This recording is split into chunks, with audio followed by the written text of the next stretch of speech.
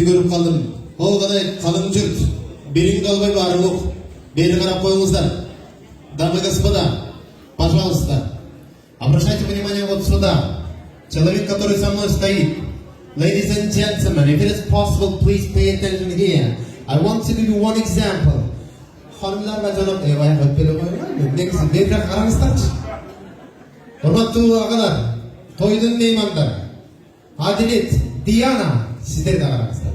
Men ağamdın mojurdagi töş belgisini qarap, Ardaқты Atul деген töş belgini okup, tamşanıp gözüm köyüp suqtandım. Atamda atayın qaratıp süylep atam. Керек болса азыркы Батыр энемден сурайын. Батыр эне деген төш белгиңиз барбы? Көрсөтүңчү, жаныңызда барбы? Үйдө. Энелер алгандан кийин таккылада келиндер Батыр эне деген төш белгини көрүп, көзү күйүп суктанып, мен да төрөйм деп чилекей алсын. Агамдын төш белгисин көрсөтүп атам.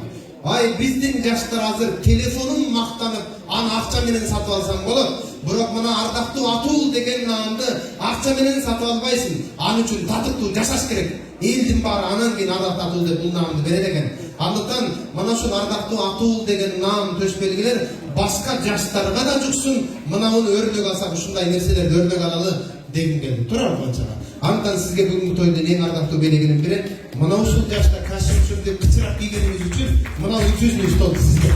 Таамасыз. Бир гол чакырды. Ардактуу Атул. Мына. Чоңракта.